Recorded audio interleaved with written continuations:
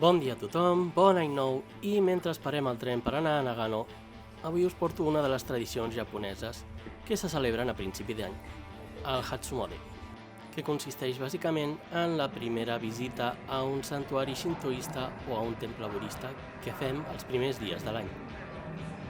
Som-hi!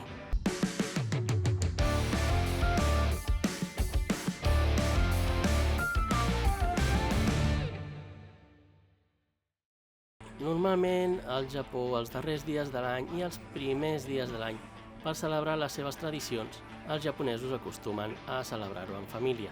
Però també és força comú que molts japonesos es dediquin a viatjar aquests dies, ja sigui a nivell domèstic o a nivell internacional. I si és a nivell domèstic, el Hatsumode és l'estrella d'aquests dies, com és el meu cas, que els primers dies de l'any vam planificar un viatge a Nagano i és aquí on vam anar a fer el Hatsumode. I ara us explico algunes de les normes i pràctiques que es realitzen durant el Hatsumode. A Nagano, el temple principal al que vam anar va ser el Zenkoji, que és un temple budista, però també en els santuaris shintoistes se celebra de la mateixa manera. A l'arribar al temple, el primer que fem és el Temizu, que consisteix a purificar el nostre cos a través de l'aigua. Rentem la mà esquerra, la mà dreta i ens netegem la boca també, sense tragar-nos l'aigua. Després de realitzar el Temizu i sabent que el Hatsumode és l'època de l'any on més visitants reben els temples, ens quedava fer la llarga cua d'espera. Després d'arribar fins al temple principal i realitzar la primera pregària de l'any, ens dirigim a treure l'omikoji, que vol dir treure la nostra fortuna. En aquest cas, sacsegem aquest recipient de fusta fins que un dels bastonets que hi ha a l'interior caigui i apareix el número.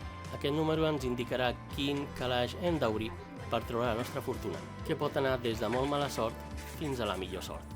I com aquesta vegada estàvem a Nagano i no a cap santuari de la zona on vivíem, l'únic que ens quedava per fer aquí era passejar-nos pel Shotengai i aprofitar totes les paradetes de menjar que hi ha. Una altra de les coses que més ve de gust fer en el Hatsumode. Però del viatge a Nagano ja en parlaré en un altre vídeo, així que ara tornem a Tòquio a seguir amb el Hatsumode, per explicar-nos un parell de coses més.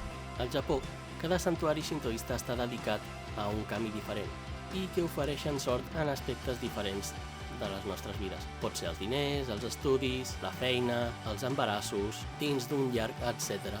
de coses en les que els kami ens poden ajudar. I també és comú anar al santuari de la zona on es viu, perquè els kami del barri ens protegeixin i ens portin bona sort. No us oblideu que a cada visita a temple o al santuari us heu de tornar a purificar. I una altra de les coses que fan en els santuaris i temples a principis d'any és retornar els amulets que van comprar a principis de l'any anterior, ja que segons la tradició, aquests amulets sembla que tenen un període de caducitat d'un any i es necessita renovar-los. I a més, els amulets que compreu els heu de tornar a deixar al mateix santuari. I amb això ja teniu una excusa per tornar al Japó. Ara és el meu torn de treure l'omikoji per veure quina era la sort que m'esperava per aquest any. I ara sí, la visita ja tradicional per mi, que és anar fins al santuari Meiji Jingu, on, en lloc de treure l'omikoji, aquí el que es treu és la paraula de l'any, amb un poema de l'emperador Meiji o de l'emperatriu. Aquesta paraula, acompanyada del poema, convida a fer una reflexió sobre com hauríem d'afrontar l'any. I poden ser termes com paciència, tranquil·litat, precaució, estalvi, victòria... No us dic les coses que em van sortir a mi, perquè això s'ha de mantenir en secret per cadascú. Igual que el que els hi demaneu als kami quan feu la pregària.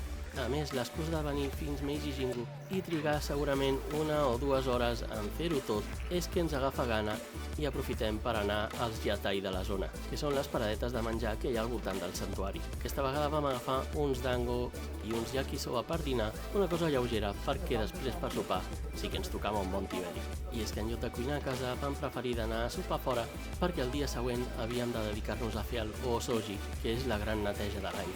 Una altra de les tradicions que se celebren aquí al Japó, que és fer una gran neteja de la casa a nivell bastant profund, llançar les coses velles i deixar espai per les coses noves. I tot això és el que fem els primers dies de l'any aquí al Japó. Si teniu l'oportunitat i esteu de viatge al Japó durant cap d'any, és una de les tradicions que us aconsello que feu, però tingueu en compte que us passareu bona estona d'espera per arribar fins al temple o al santuari. Si voleu saber més coses del Japó i us ha agradat aquest vídeo, podeu donar-li al botó de m'agrada, deixeu-me els vostres comentaris i si no ho heu fet encara, també us podeu subscriure al canal, que és gratis. Ens veiem al següent vídeo.